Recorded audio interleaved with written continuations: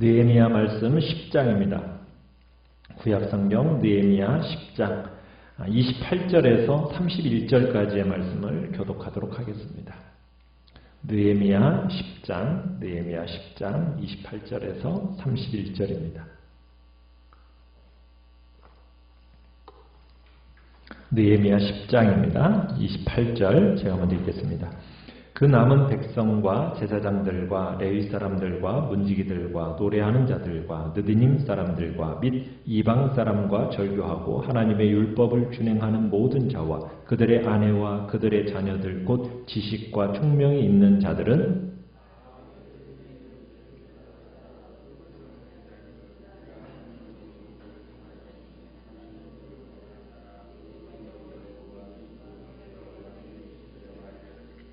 우리의 딸들을 이방 땅 백성에게 주지 아니하고 우리의 아들들을 위하여 그들의 딸들을 데려오지 아니하며 혹시 이 땅 백성이 안식일에 물품이나 온갖 곡물을 가져다가 팔려고 할지라도 우리가 안식일이나 성일에는 그들에게서 사지 않겠고 일곱째 해마다 땅을 쉬게 하고 모든 빚을 탕감하리라 하였고. 아멘. 오늘 말씀의 제목은 언약을 새롭게 하는 백성들이라는 제목으로 말씀을 나눕니다. 하나님이 다 지어진 성전과 성벽 위에 말씀의 은혜를 주셨습니다. 그것이 우리가 봤던 8장의 내용이었죠. 그리고 말씀의 은혜가 무슨 은혜까지 연결됩니까? 회개의 은혜까지 연결이 되죠. 그게 9장의 내용이었습니다. 10장은 그 흐름 안에서 해석이 되어져야 됩니다. 말씀의 은혜가 있었고 영혼들이 회개하고 하나님 앞에 죄를 토설했을 때 다시는 과거처럼 살지 않겠다. 그런 다짐이 오늘 본문의 10장의 내용입니다. 하나님과 약속을 맺고 신실하게 살기로 다짐하는 거죠. 10장은 크게 두 부분으로 나누어지는데요. 전반부는 다짐에 어떤 사람이 참여했는가라는 명단이 기록이 되어 있고요. 후반부에는 이 사람들이 어떻게 살기로 다짐했는가 하는 내용이 나오고 있습니다.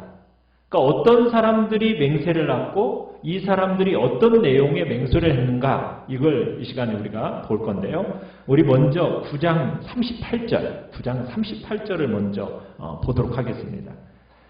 9장 38절입니다. 시작. 우리가 이 모든 일로 말미암아 이제 견고한 언약을 세워 기록하고 우리의 방백들과 레위 사람들과 제사장들이 다 임봉하나이다 하였느니라. 자, 임봉하다라는 것은 무슨 의미입니까? 도장을 찍어서 봉했다. 그러니까 서명한 것을 얘기를 하고 있는데요. 하나님 앞에서 역사를 돌아보면서 회개를 하고 나서 다시는 이런 죄를 반복하지 않겠습니다. 다짐하면서 이제 이름을 써서 기록하고 있는 겁니다. 자, 그러면서 이제 이름들이 10장 1절부터 이제 쭉 나오는 거예요. 자, 10장 1절에 자, 누가 나오고 있습니까? 1절 같이 한번 읽어볼까요? 시작. 그 임봉한 자는 하가랴의 아들 총독 느헤미야와 시드기야. 자, 여기서 보면은 제일 먼저 이름을 쓴 사람이 누구예요? 느헤미야죠, 느헤미야. 우리가 8장, 9장에서는 느헤미야라는 이름만 등장했지 역할이 없었어요. 그런데 10장이 이제 적용하고 실천하는 대목이 딱 나타나자 제일 먼저 누가? 느헤미야가 다짐하고 서약하고 있는 겁니다. 그런데 10장에 적용하고 실천하는 대목에서 지금 지도자로서 자기가 가장 우선적인 책임을 가지고 있기 때문에 제일 먼저 서명을 하고 있는 겁니다. 솔선수범하고 있는 거죠. 참 총독과 같은 이런 사람도 예외가 없이 서명했다. 이것을 보여주기 위해서 확고한 결의를 드러내기 위해서 지금 느헤미야가 제일 먼저 서명을 하고 있는 겁니다. 자, 그 다음에 나오는 인물이 누구예요? 시드기야죠. 시드기야는 어떤 사람인지 우리가 알 수는 없어요. 그런데 2절부터 나오는 이름과는 달리 느헤미야와 시드기야 하면서 와라는 접속사를 딱 사용을 했어요. 시드기야 뒤에 나오는 이름들은요, 와가 없어요. 다 뭐만 찍혀 있습니까? 쉼표만 다 찍혀 있죠. 그러니까 시드기야라는 인물은 뒤에 나오는 나오는 인물과는 구별되는 인물이라는 것이 틀림이 없는 겁니다. 그러면서 느헤미야와 연결해서 해석되어야 할 사람이라는 것을 우리가 생각하게 되는데요. 그래서 느헤미야를 학자들은 어떻게 보느냐, 부총독 혹은 비서실장 이 정도로 이렇게 보고 있습니다. 그래서 제일 먼저 누가 등장하고 있습니까? 정치 지도자 두 사람이 지금 서명을 했습니다. 자, 그러면서 두 번째로 2절부터 거명되는 21명의 이름이 이제 쓰여졌는데요. 이 21명의 이름은 누구냐? 8절로 가보십시다. 자, 8절에 가보면 이름을 적어놓고 이는 누구요? 그렇죠. 제사장들이요. 이렇게 얘기하고 있어요. 제사장들이요. 그러니까 21명의 제사장들이 서명을 한 거죠. 제사장들의 숫자는 훨씬 많았겠죠. 그렇지만 21명이 서명했다라는 것은 이유가 뭐겠습니까? 이들이 제사장들의 뭐겠다? 대표일 것이다. 대표들이 서명한 것으로 봅니다. 자, 9절에서는 또 하면서 누가 나옵니까? 그렇죠. 레위 사람들이 나오고 있죠. 17명의 이름이 이제 등장을 합니다. 그래서 레위 사람들, 종교 지도자들이죠. 그러니까 종교 지도자들인 제사장, 레위 사람들이 서명을 했습니다. 자, 14절에 가보시면은 또 누가 서명을 했습니까? 14절에 백성의 우두머리들 하고서는 이제 그 뒤에 이름이 44명의 이름이 쭉 거명이 됩니다. 자, 그런데 44명의 이름 중에서 앞에 나오는 21번째까지의 이름은 어디에 동일하게 나오느냐면 에스라서 2장에 동일하게 나오는 이름들이에요. 그러니까 21번째까지의 이름은 어떤 사람들이었겠어요? 포로에서 유대 땅으로 돌아온 초창기 멤버들의 이름인 겁니다. 그러니까 그 초창기, 포로에서 귀환한 초창기 가문의 사람들이 사인을 했다라는 거죠. 그러면서 이제 22번째부터 마지막 44번째까지의 23사람의 이름은 처음 등장하는 생소한 이름들입니다. 그러면 이 23개의 이름은 누구이겠어요? 최근에 이 땅에 이주해온 백성일 가능성이 크다는 거죠. 그러니까 오래전부터 왔던 사람들로부터 시작해가지고 최근에 이주한 사람까지 모든 가족의 대표들이 서명을 한 겁니다. 자, 그리고 나서 28절로 가보시면은 28절을 다시 한번 읽어보겠습니다. 시작. 그 남은 백성과 제사장들과 레위 사람들과 문지기들과 노래하는 자들과 느디님 사람들과 및 이방 사람과 절교하고 하나님의 율법을 준행하는 모든 자와 그들의 아내와 그들의 자녀들 곧 지식과 총명이 있는 자들은 29절 초반부에 다 그들의 형제 귀족들을 따라 저주로 맹세하기를. 자, 여기서 보면은 28절에는 지금 어떤 사람들이 등장을 하고 있습니까? 나머지 모든 백성들이 등장을 하고 있습니다. 그러니까 지금까지 서명하지 않았던 제사장들, 그리고 레위 사람들, 문지기들, 노래하는 자들, 느디님 사람들, 나머지 모든 일반 백성들은 아내와 어린아이까지 뭐가 있어서 지식과 총명이 있어서 있는 그런 깨닫을 만한 이 일이 무슨 일을 하는 건가 이것을 알만한 사람들은 다 무엇을 했다라고 얘기하고 있어요? 29절에요. 그죠? 서약에 준하는 저주로 맹세하면서 이 서약을 지지하고 있는 겁니다. 그러니까 모든 이스라엘 백성들이 다 함께 참석해서 반드시 이렇게 살아보겠습니다 라고 지금 다짐하고 있는 겁니다. 은혜가 오고 죄가 깨달아지고 죄가 토설되어지자 온 공동체가 한 마음과 한 뜻이 되어서 이렇게 살겠습니다. 지금 서약을 하고 하나님 앞에서 약속을 새롭게 다지면서 이렇게 살아내겠습니다. 지금 다짐하고 있다는 얘기입니다. 자, 어떻게 다짐하면서 지금 살겠다고 다짐하는가? 자, 우리 29절. 29절을 다시 한번 읽어보겠습니다. 29절 시작. 다 그들의 형제 귀족들을 따라 저주로 맹세하기를 우리가 하나님의 종 모세를 통하여 주신 하나님의 율법을 따라 우리 주 여호와의 모든 계명과 규례와 율례를 지켜 행하여. 자, 한마디로 요약하면 어떻게 살겠다는 거죠?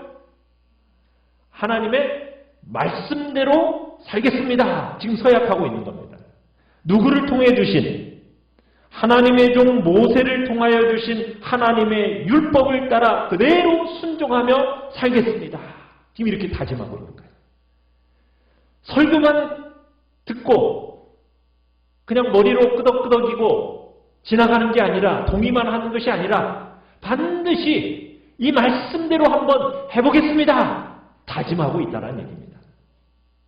자, 그런데 이 말씀대로 살겠습니다 말만 하지 않고 구체적인 두 가지 표현으로 말씀대로 살겠다라는 것을 다짐하는데요. 자, 30절을 같이 한번 읽어보죠. 어떤 다짐을 하고 있는가? 자, 30절입니다. 시작. 우리의 딸들을 이 땅 백성에게 주지 아니하고 우리의 아들들을 위하여 그들의 딸들을 데려오지 아니하며. 자, 이스라엘 백성들이 말씀대로 살겠습니다 다짐하면서 구체적이고 실제적인 적용으로 무엇을 다짐하고 있습니까? 아들들을 위하여 누구를? 이방의 딸들을 데려오지 않고 내 딸을 누구에게? 이방의 아들들에게, 이방 사람들에게 시집 보내지 않겠습니다. 이렇게 다짐을 하고 있어요. 이게 무슨 다짐이겠습니까? 거룩과 성결한 삶의 결단입니다. 거룩과 성결한 삶. 당시 사회 안에서는 이스라엘이 거룩하고 성결한 삶을 사는 데 있어서 가장 큰 걸림돌이 뭐였느냐? 이방 결혼이었어요. 이방 결혼. 그 이방인들이 결혼하면은 그냥 사람만 오는 게 아니에요. 무엇을 가지고 들어옵니까? 이방 풍속과 이방 제도와 이방 종교를 가지고 유대인들의 삶에 들어오는 거예요. 그러면서 유대인들을 어떻게 만들어버려요? 이방화시켜버리는 일들이 일어나는 겁니다. 이것이 이스라엘 역사의 쓰라린 고통이었거든요. 그래서 말씀대로 순종하겠습니다 하는 이 결단 속에는 거룩을 향한 결단입니다. 어떤 결단이요? 순수한 결혼을 하겠습니다. 다짐이죠. 이 순수한 결혼이라는 것은 어떤 인종에 대한 차별이나 어떤 혈통에 대한 왜곡이 아닙니다. 신앙적인 성결, 신앙적인 거룩에 대한 다짐이 이방 결혼을 안 하겠다라는 그 다짐의 핵심입니다.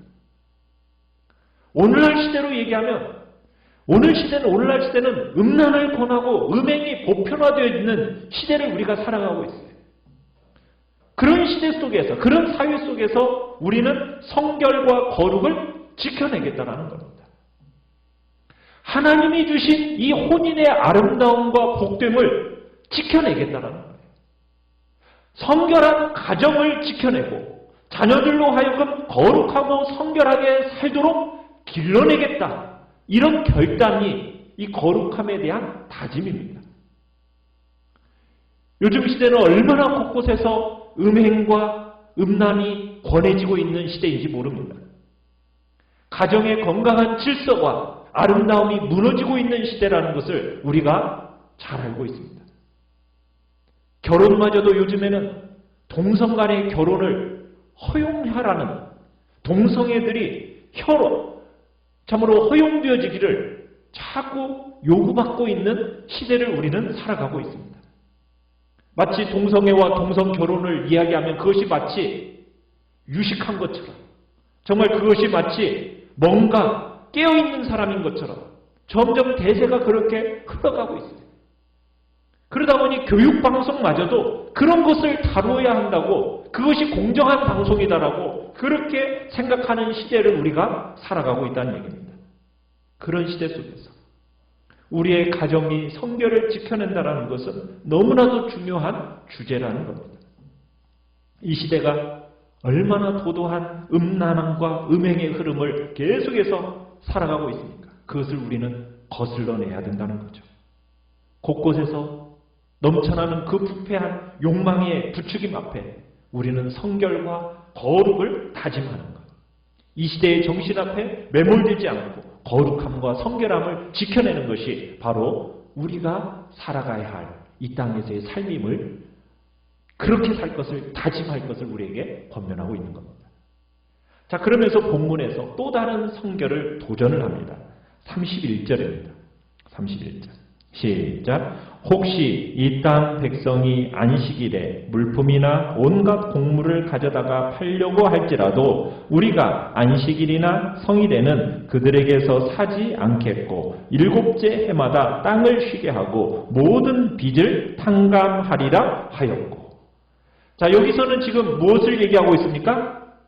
안식일을 지키고 안식년을 지키겠다라는 다짐이 나옵니다.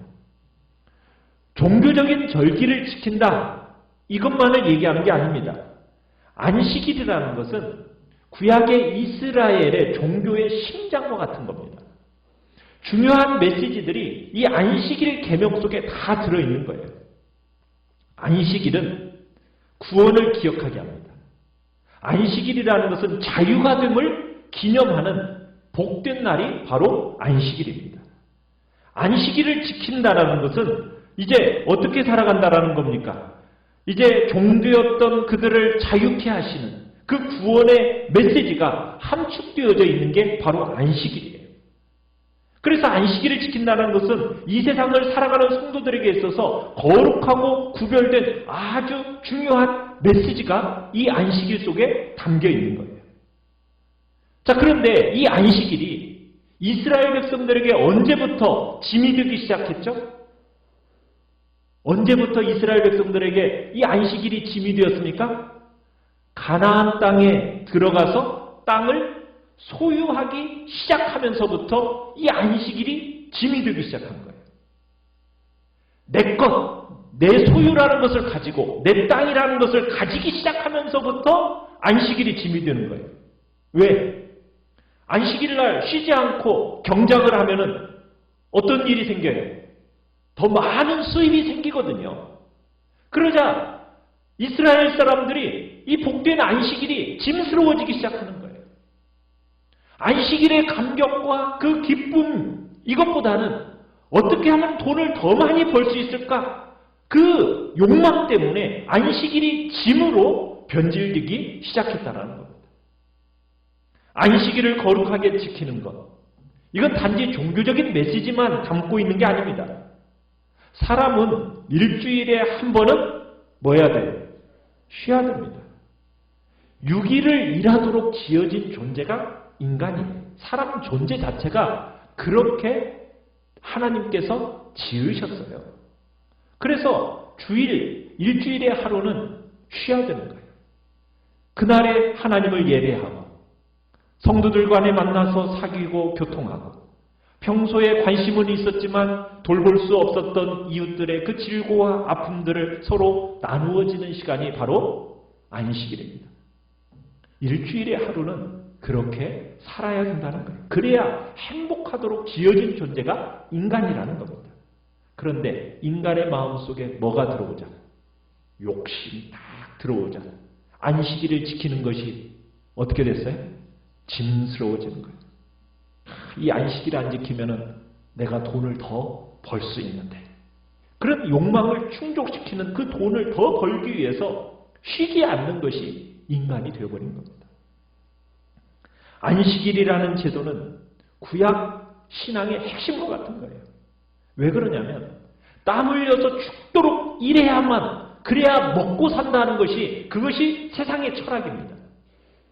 그런데 하나님은 안식일이라는 그 하루를 쉬게 하면서 무엇을 보게 하시는 겁니까? 우리가 6일은 일하고 하루는 쉬도록 지어졌을 뿐만 아니라 우리의 삶이 누구의 공급으로? 하나님의 공급과 하나님의 도우심으로 산다라는 그 고백이 안식일 안에 들어있는 거예요.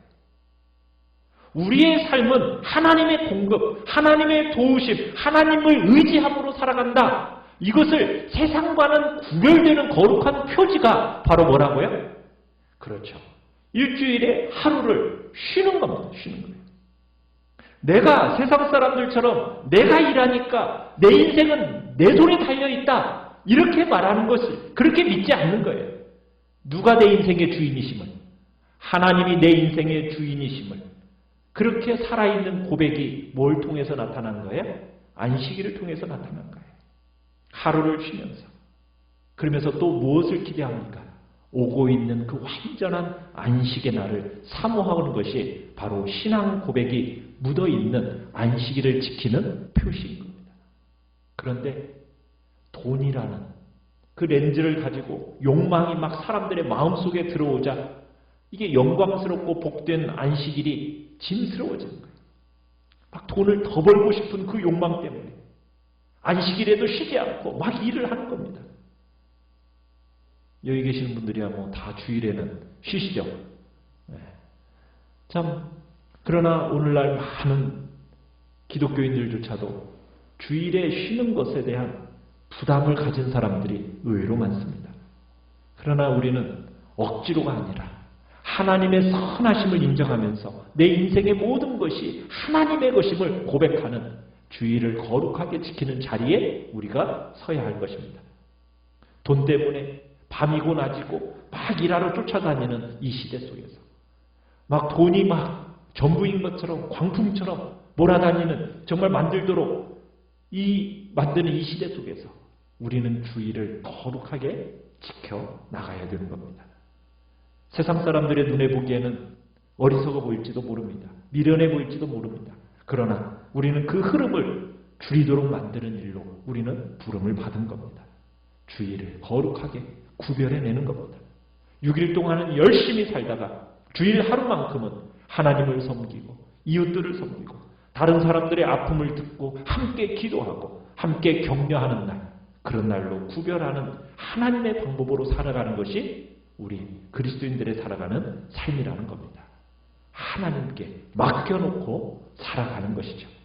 우리의 인생이라는 것이 우리의 힘으로만 다 점철되어 있는 게 아니라 기적적으로 하나님의 공급이 있고 하나님의 도우심 안에서 우리가 상상하지 못하는 세계가 열려있다는 것을 우리는 안식일을 통해서 증명해내고 보여주는 것이 바로 우리가 살아야 할 삶이라는 겁니다.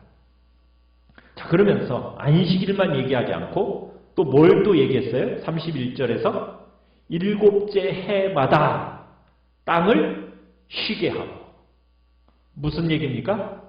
안식년을 얘기하고 있어요. 안식년. 안식년이라는 것, 이게 이제 정말 중요한 해입니다. 이 안식년에는 뭐 하는 거예요? 자기 땅을 기경하지 않는 겁니다. 기경하지 않는데, 자, 그 밭에서 곡물이 자라고 나무에 열매가 맺혔어요. 그러면 그 산물들을 어떻게 해야 됩니까? 내 땅에 있지만 내가 숭고한 것이 아니기 때문에 그것을 누구에게? 가난한 사람들에게, 고아와 과부와 나그네들, 행인들, 외국인들이 마음껏 누릴 수 있도록 하게 하는 해가 안식년입니다. 7번째 해는 그 땅을 놀리는 거예요. 땅을 놀리는 게 요즘 시대에는 땅이 산성화되는 것을 방지하는 좋은 방법이라고도 얘기도 하지만 그것뿐만 아니라 가난한 사람들이 먹고 살 수 있는 틈을 만들어주는 그 하나님의 방법이 안식년 제도입니다. 그때는 또 뭐 또 해준다고 그랬어요? 31절에 보면 모든 빚을 뭐 해준다? 탕감도 해줘요. 그리고 그때는 종으로 팔린 사람들이 자유롭게 풀어주기도 합니다. 그렇게 하면서 때가 되면 내가 자유를 얻겠구나. 때가 되면 내가 빚을 탕감받을 수 있기도 하겠구나. 때가 되면 내가 회복의 때가 있겠구나 하면서 그것을 알도록 사람들에게 가르친 법이 바로 안식년 제도입니다. 용기를 가지고 사람들로 하여금 땅을 살 수 있도록 격려해주는 절기가 그게 바로 안식년 제도였던 거예요. 오늘날 우리는 자본주의 시대를 살아가고 있잖아요. 이 자본주의가 맹위를 떨치고 있는 이 전 세계를 보십시오. 자본주의가 시작된 모든 나라의 가장 큰 어려움이 뭔지 아십니까? 빈부의 격차가 끝간데 없이 벌어지고 있다는 거예요. 가면 갈수록 빈부의 격차가 어떻게 됩니까? 벌어집니다. 더욱더 벌어집니다. 우리나라도 마찬가지라는 거 여러분 다 보고 계시죠? 유전날에도 뭐 내모녀가 또 이렇게 하는 모든 것들을 이렇게 사건들을 보면은 참 이와 같은 시대 속에서도 여전히 살기 어렵고 공고한 중에 살아가는 사람들이 많이 있다는 것을 보게 돼요. 그런데 우리나라만의 얘기가 아닙니다. 선진국이면 선진국일수록 이 빈부의 격차라는 것이 너무 심하다는 거예요. 그래서 세계 석학들이 어쨌든 그 빈부의 격차를 메꿔보겠다라고 여러 가지 경제 정책을 개발도 하고 대안도 제시해 보지만 이게 메꿔집니까? 안 메꿔집니까? 메꿔질 수가 없어요. 자본주의를 추구하는 모든 나라들의 특징은 그 빈부의 격차가 가면 갈수록 더 극심해진다는데 문제가 있습니다. 그래서 정부가 힘을 가지고 강제적으로 어떻게든 그 빈부의 격차를 메꿔보겠다고 애를 쓰지만 그게 돼요? 안 돼요. 줄일 수 있는 법을 만들고 제도를 시행해야 된다고 그렇게 막 얘기하지 않습니까? 줄어들까요? 해도 안 된다는 거예요. 왜? 이미 서구 사회에서요. 다 해봤어요. 사회보장제도를 여러분 도입하고 노동조합을 그렇게 설립하고 다 해봤어요. 그래도 안 돼요. 그게 법의 문제로 되는 게 아니고 제도의 문제로 되는 게 아니기 때문이에요. 무엇으로 가능하다고 얘기하느냐? 하나님께서 성도들이 하나님의 말씀을 두려워하면서 세상의 방식으로 살지 않고 하나님의 말씀대로 살아가면 이게 가능하다라는 것이 성경에서 얘기하고 있는 말씀이에요.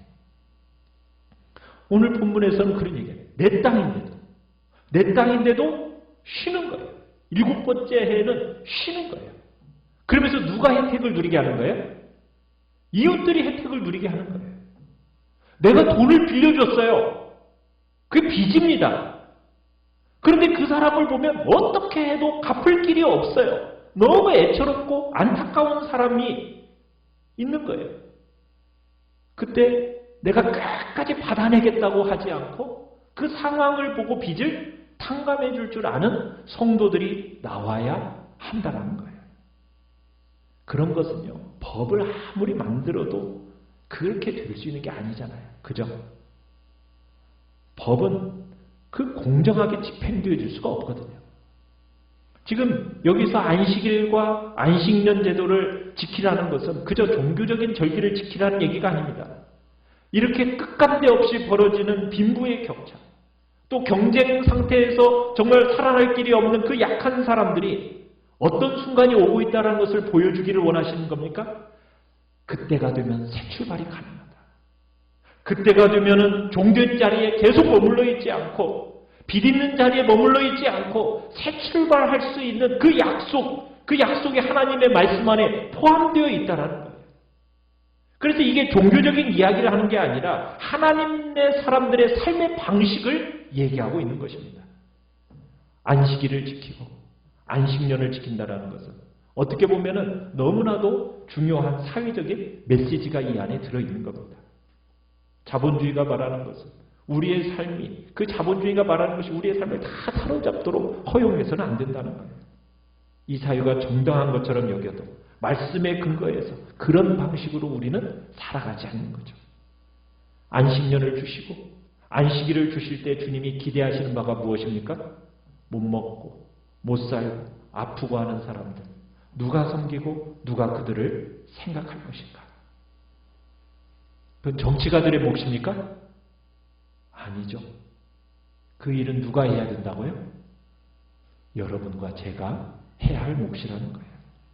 그러나 오늘 한국 사회는 다 누구에게 그 모든 몫을 떠넘기고 있습니까? 정부에게 그 일을 모두 다 떠넘기고 있어요.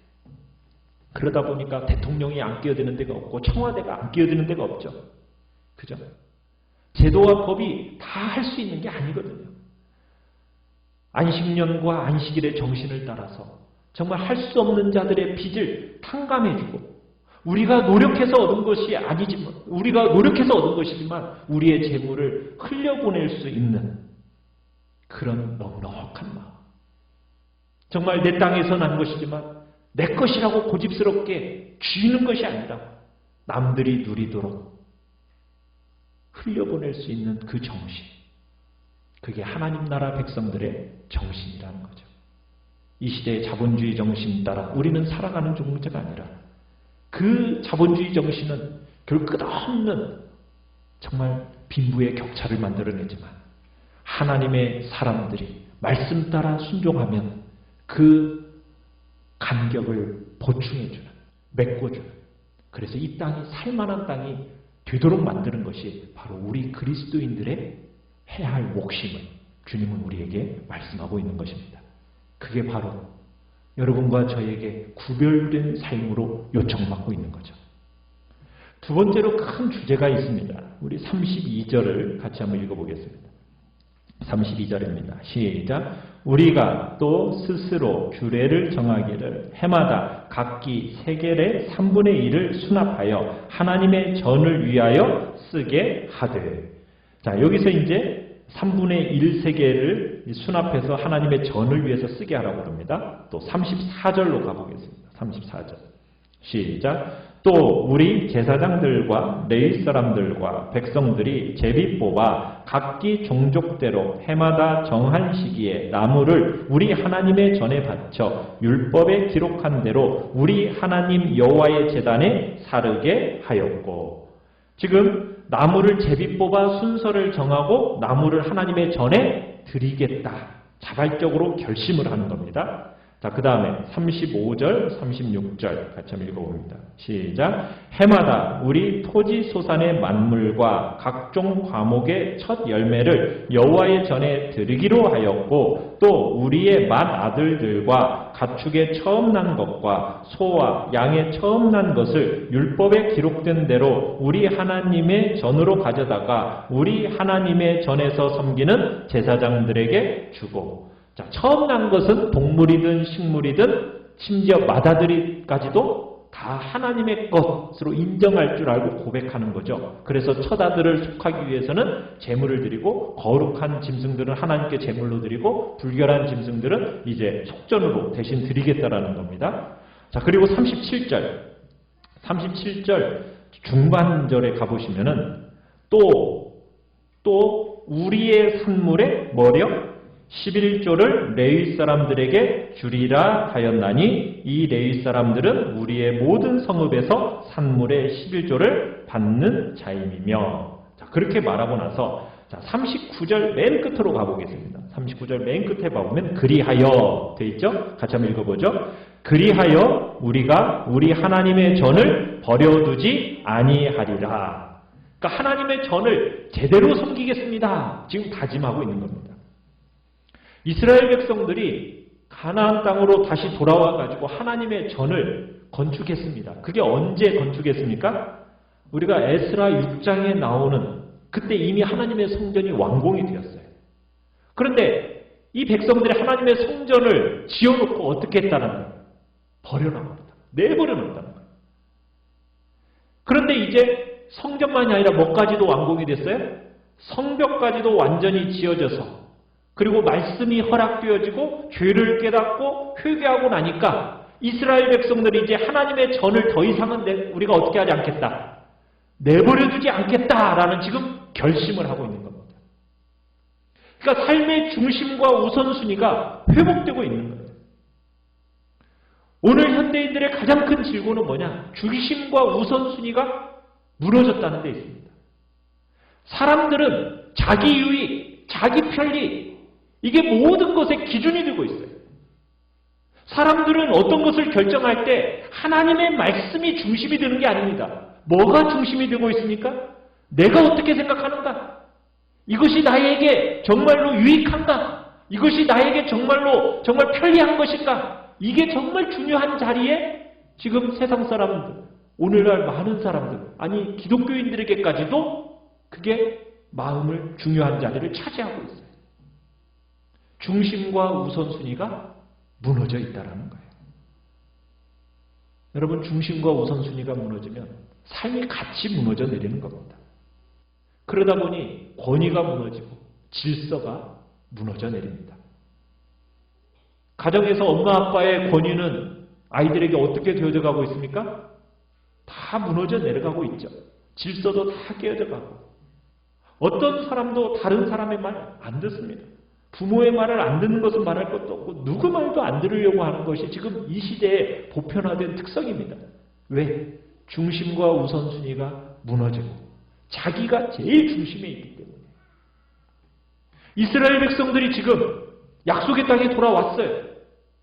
너무 가난합니다. 삶이 척박합니다. 어렵습니다. 그러니까 성전을 돌아볼 수 없다라고 생각을 하는 거예요. 그러다가 은혜가 임했습니다. 하나님의 말씀이 마음에 딱 와닿으니까 지금 무엇이 보여지고 있습니까? 삶의 중심과 우선순위가 무너진 게 보이는 거예요. 아, 내 중심이 나 중심이었구나. 그러면서 그 중심을 어떻게 바꿔내는 겁니까? 하나님 중심, 말씀 중심, 성정 중심. 이렇게 중심이 무너졌던 중심을 다시 한번 회복해내는 겁니다. 자기 편리, 자기 유익, 이것이 제일 중요한 자리에 있었던 그 어리석음을 발견해내고 이제 하나님 앞에서 다시 한번 회개하고 다짐하는 겁니다. 어떻게 살아내겠다고? 하나님 중심, 말씀 중심, 교회 중심으로 살겠다라고 지금 결심하고 다짐해야 하는 것이 지금 이 나머지 내용이란 얘기입니다. 여러분의 중심은 무엇이 중심입니까? 8장부터 10장까지 전체를 다시 한번 보십시다. 말씀의 은혜가 와서 너무나 큰 감격과 기쁨이 몰려왔어요. 9장에서는 그 말씀을 붙들고 역사를 훑어내려가면서 죄를 토설하고 회개했습니다. 여러분, 기독교는 거기서 끝나면 안 됩니다. 내가 말씀의 은혜를 받았어. 하나님 앞에 그래, 내 죄를 회개해야지. 그리고 끝나면 돼요, 안 돼요? 안 돼요. 10장까지 들어가야 돼요. 10장에서는 지금 뭘 얘기하고 있어요? 기독교의 복음의 온전함이 어디에서 드러나는 겁니까?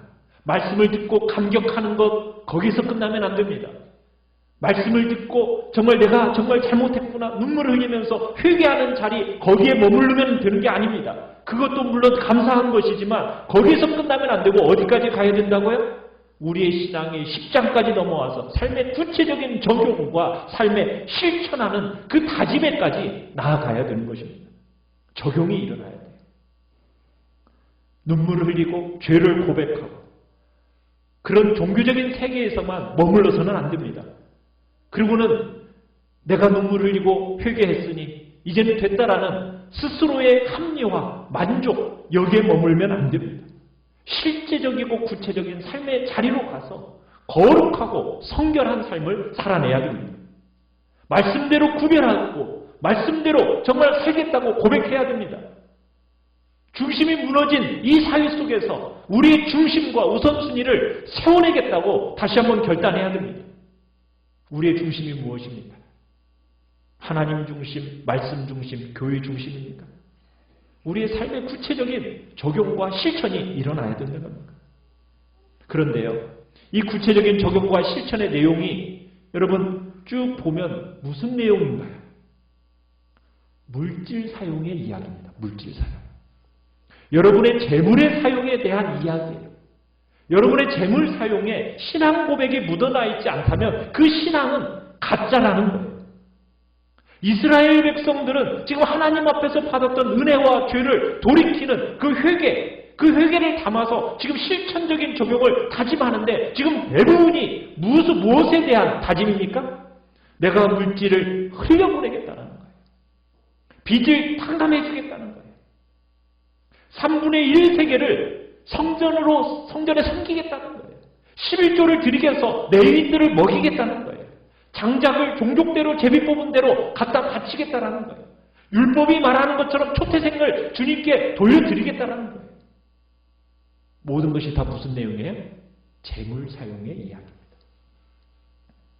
여러분의 재물이 어떻게 사용되어지고 있습니까? 자본주의가 물질을 이렇게 높여놨어요. 물질이 전부인 것처럼.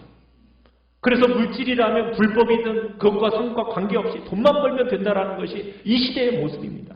사람들의 마음을 그렇게 다 죽이고 있는 시대에 우리가 살아가고 있어요. 그런 시대 속에서 여러분들은 정말 빚을 탕감해주고 여러분이 땀 흘려서 정말 수고하고 애쓴 과일과 곡물들을 필요를 가진 이웃들을 향해서 흘려보낼 수가 있느냐는 거예요. 정말 우리의 재물을 흘려서 이웃들의 그 필요와 아픔을 만지느냐는 거예요. 뭔가를 해볼 엄두도 못 내고 낙심하고 절망하는 시대에 소망이 있도록 누군가를 붙들어주고 격려하고 있느냐는 거예요. 그렇게 여러분의 물질이 적절히 사용되고 있느냐. 지금 이 이야기를 오늘 본문은 이야기하고 있는 겁니다. 이 10장이 우리에게 보여주는 메시지는 바로 이것입니다. 여러분의 삶에 거룩한 삶이 그 열매가 맺혀지는 것입니다. 여러분의 삶의 중심과 우선순위가 세워져야 되는 것입니다. 삶의 구석구석에서 정말 하나님의 말씀을 따라서 구체적인 열매가 맺혀질 때 특별히 재물을 사용하는 일에 있어서 하나님의 신실한 백성의 표가 많이 묻어나는 그런 은혜가 우리에게 나타나기를 주님은 우리에게 말씀하고 계시는 것입니다. 이 말씀을 우리의 마음속에 되새기면서 주님 앞에 신실하고 진실하게 거룩하게 살게 해달라고 이 시간 주님 앞에 결단하며 찬양하며 나가겠습니다. 찬양하며 나가겠습니다. 찬양하며 나가겠습니다. 찬양하며